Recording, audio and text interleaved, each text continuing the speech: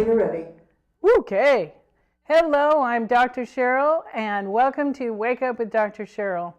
The theme of our show is raising the awareness and consciousness in the relationship with wealth and applying unconditional love.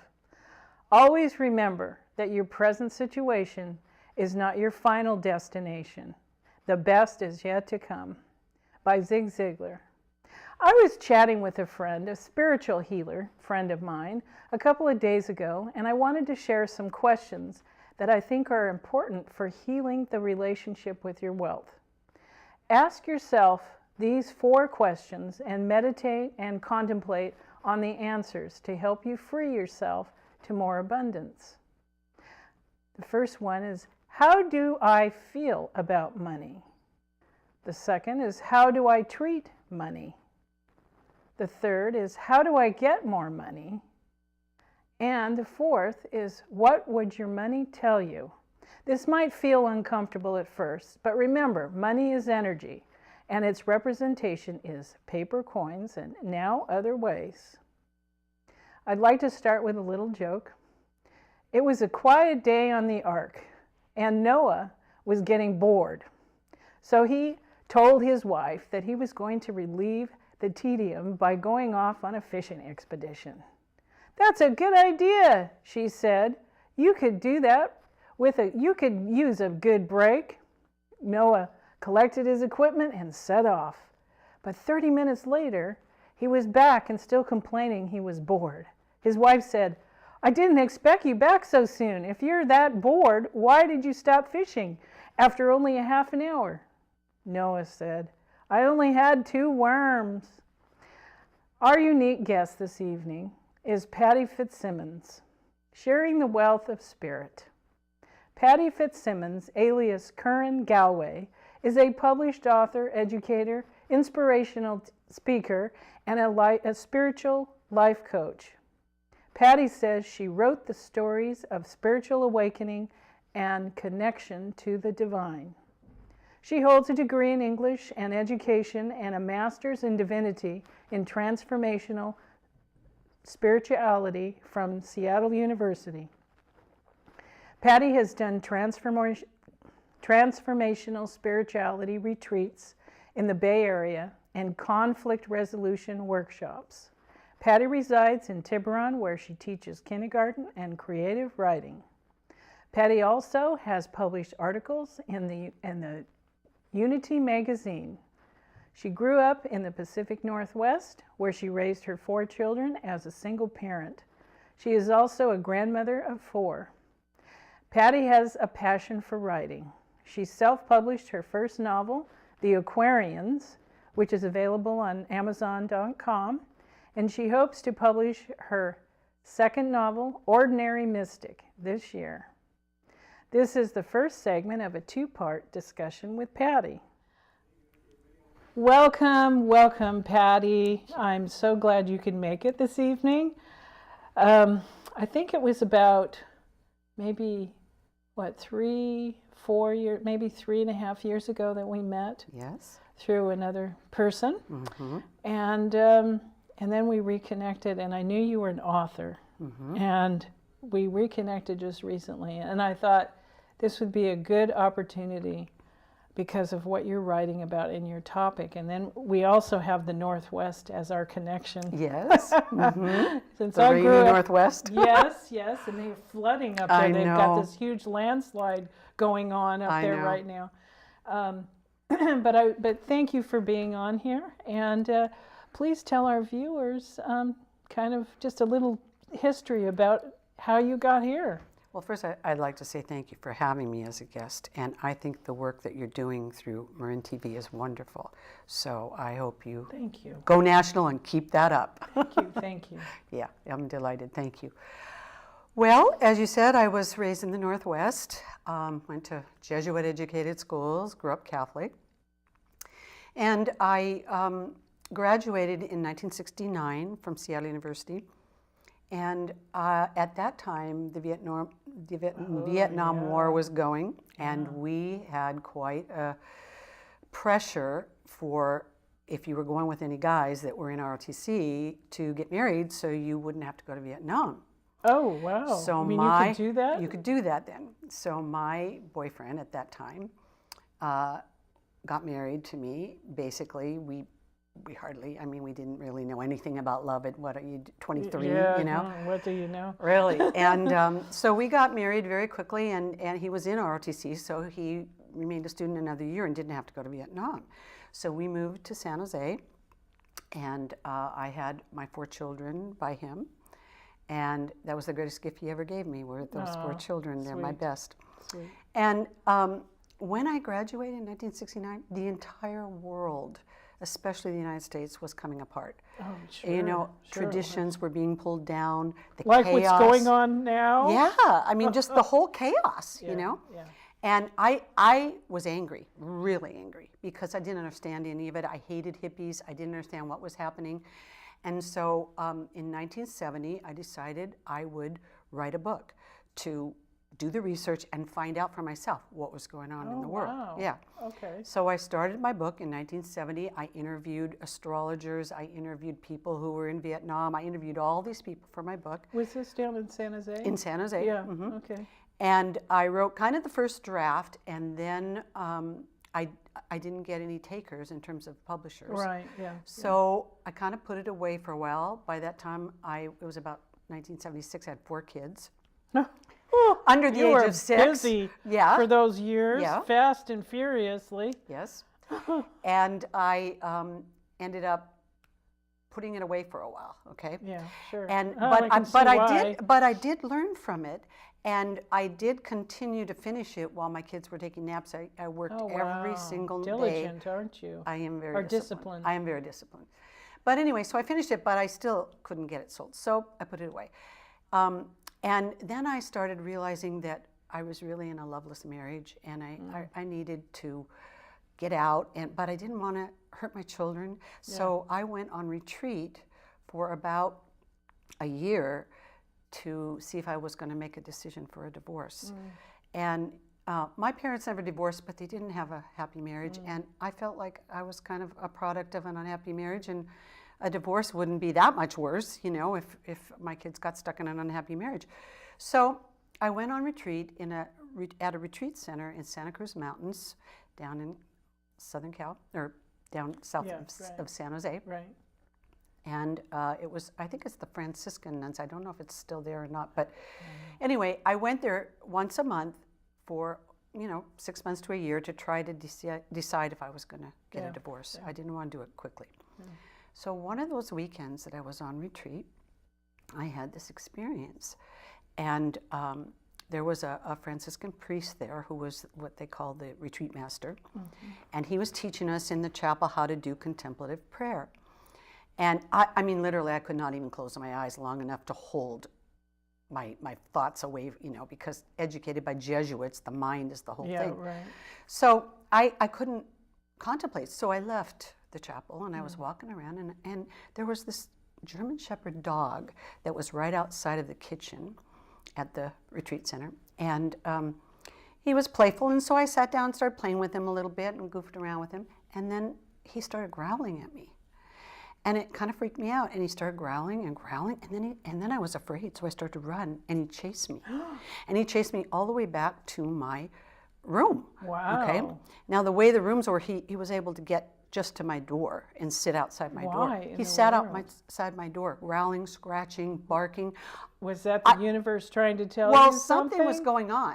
And I knew that a great deal of fear, I was facing a great deal of fear, inner fears. Yeah. Well, And I kind of felt like animals picked that up. Yeah. Animals always pick up your Absolutely. senses and your fear especially. Yes.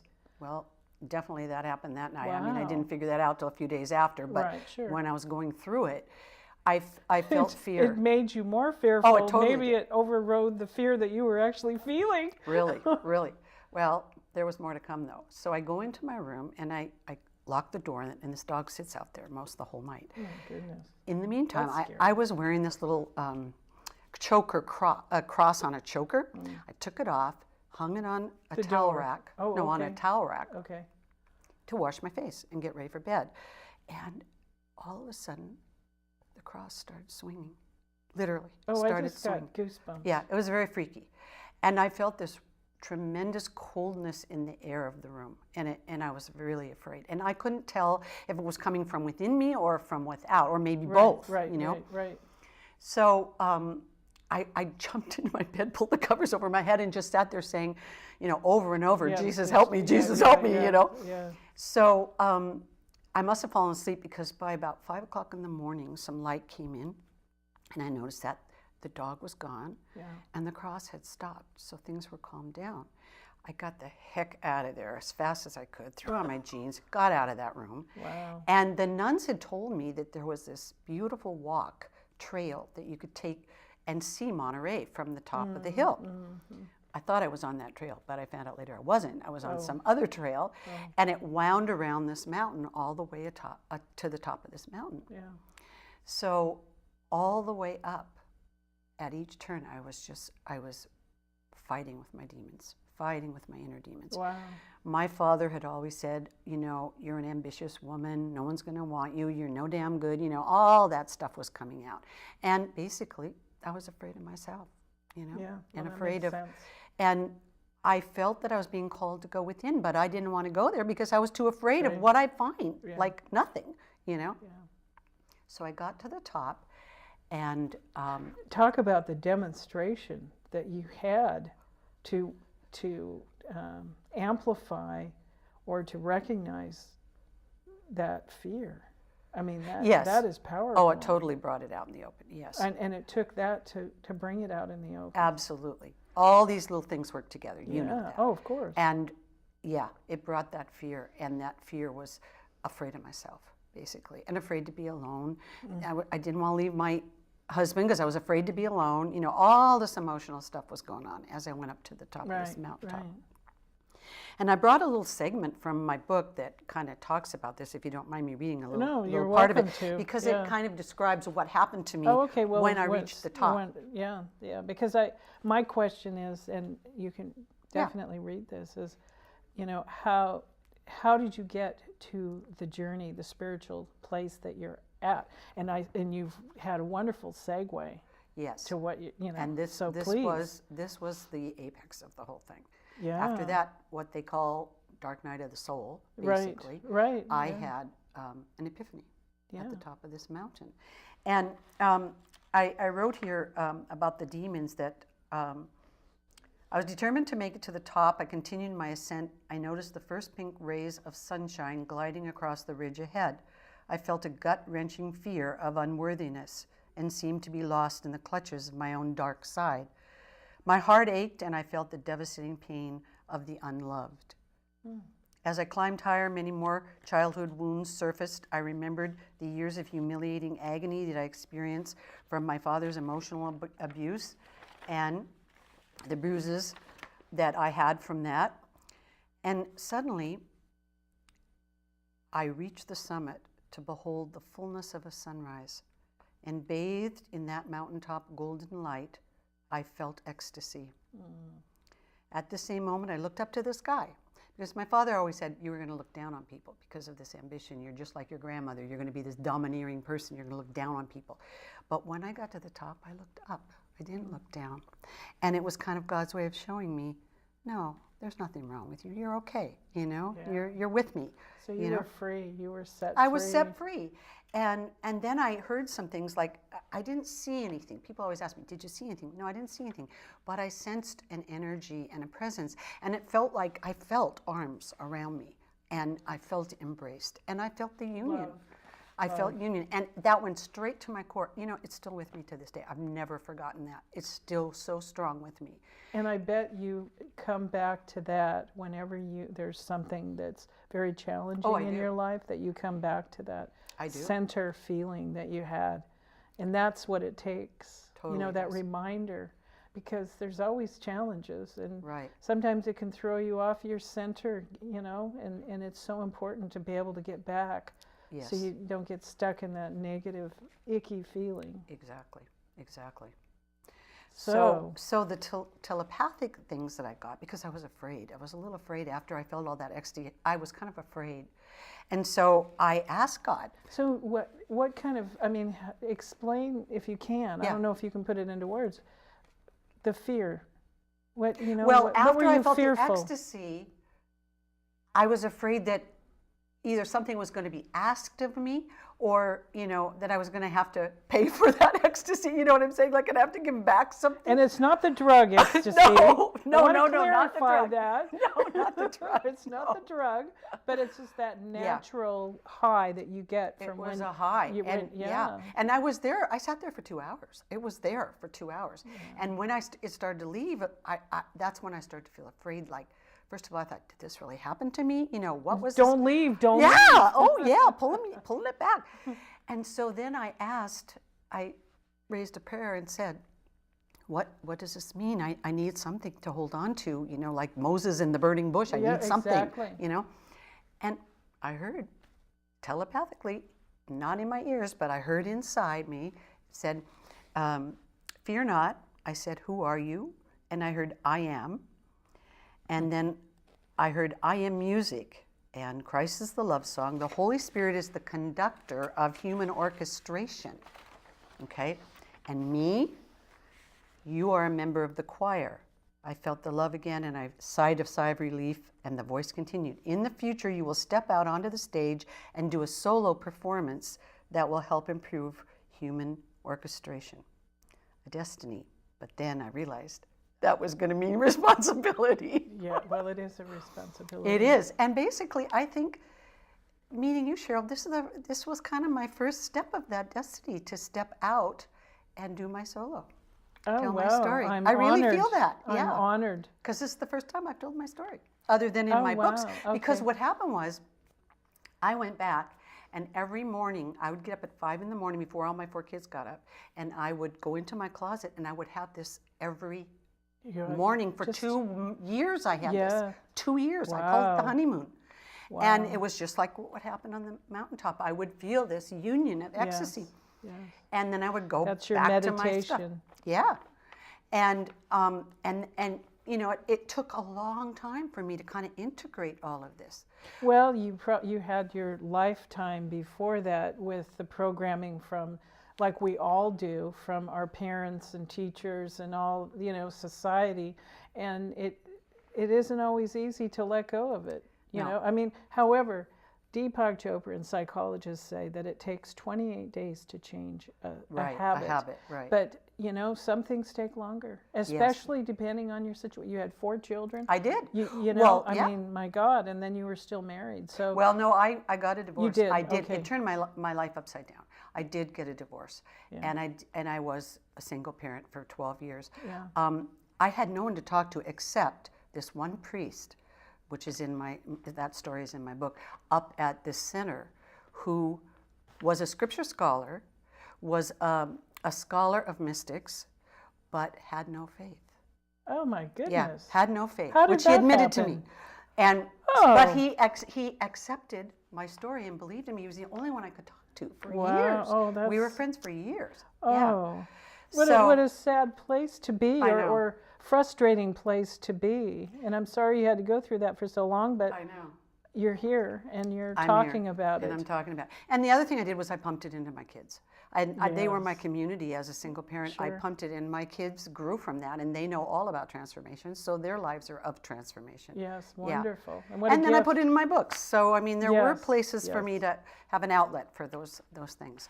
But it's taken me quite a number, at least 30 years before I was really ready to step out and talk about it. And, you know, because I had to do a lot of emotional work. It's tough. I'm not Catholic, and Yeah. I'm actually very grateful that I was raised the way I was raised as far as spirituality goes. Yeah. Our religion was, I mean, I was raised Lutheran, but my parents were not dogmatic at all. Uh-huh. And my father was spiritual, so I had more freedom. I explored all religions, when I was a teenager. Right. At 17, I was studying Buddhism.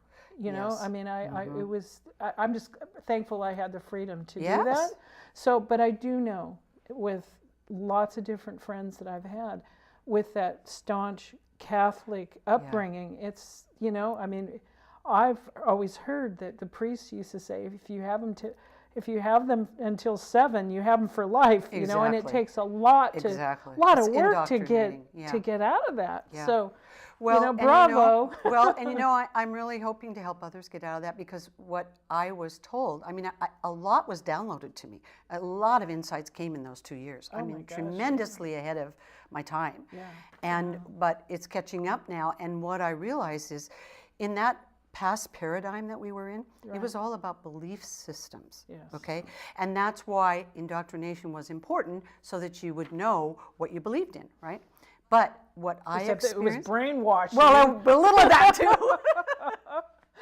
But what I experienced, and I think this is part of my destiny, is to explain to people that you can experience God. It's not about beliefs, it's about experiencing God. That's where we're headed, Cheryl. That's where we're headed. Absolutely, because it, you know, it's like when I talk to people about the spiritual approach to life, or when I'm counseling people, Right. it's like, you know, faith. And I had someone just ask me yesterday, well, what is faith? How can, I said, it's having faith in not only in yourself, but it's like we've got to get out of our ego. Yes. We've got to get something beyond ourselves but integrate, that's we're one with.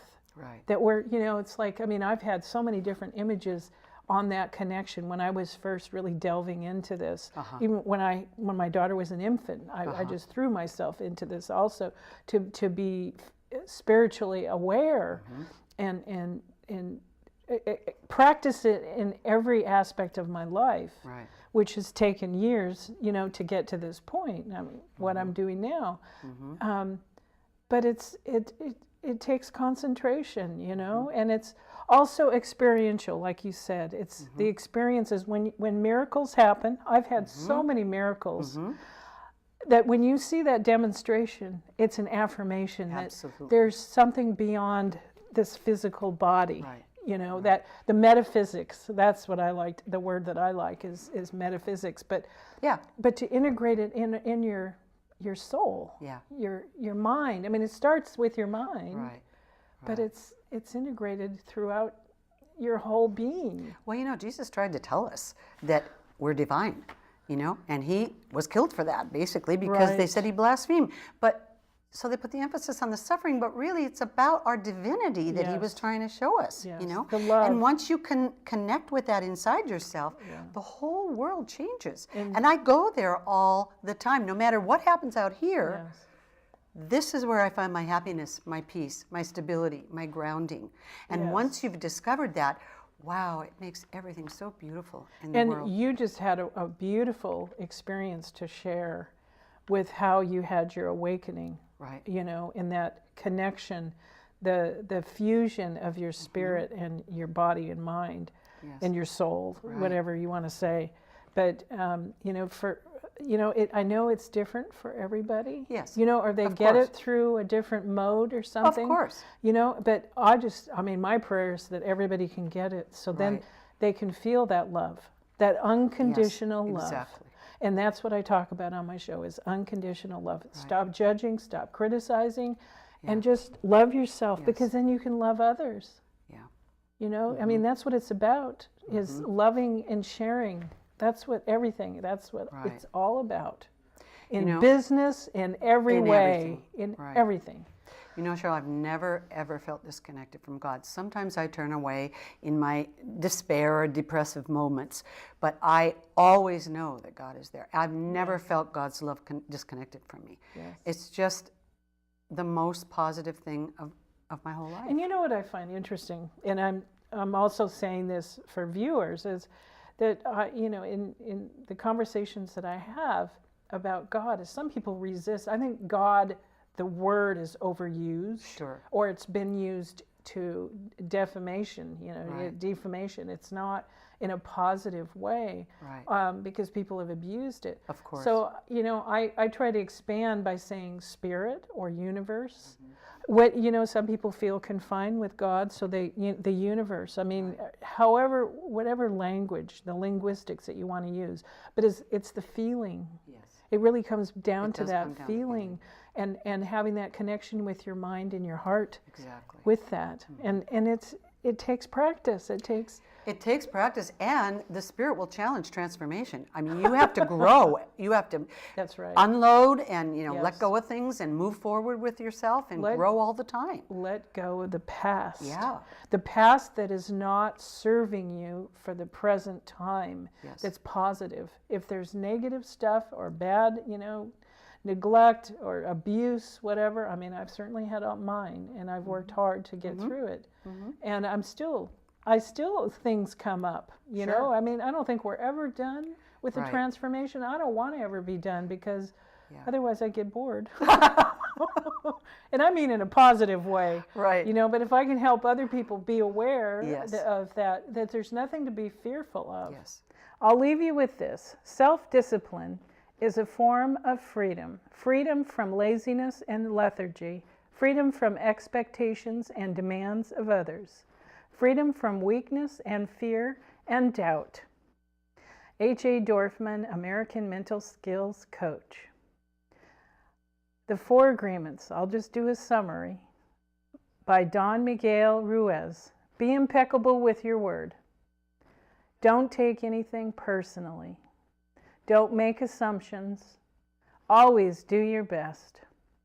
Never give up. First, be aware and conscious of your thoughts and catch yourself before they come out of your mouth, especially the negative thoughts into words.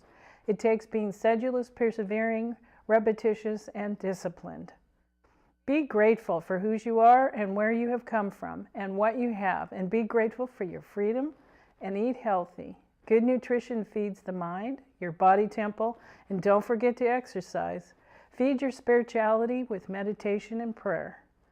Thank Spirit. Love yourself unconditionally. Stop criticizing, stop judging, and allowing others to dominate the way you feel and think about yourself. Be compassionate and share your abundance and wealth with others. When fear knocks, let faith answer the door. Wealth is the ability to fully experience life, by Henry David Thoreau. Thank you, Marin TV, for facilitating our show, and especially to my crew, Brad, Eric, and Ginger. Thank you. Please support and become a member of Marin TV. Bye for now, until the next time.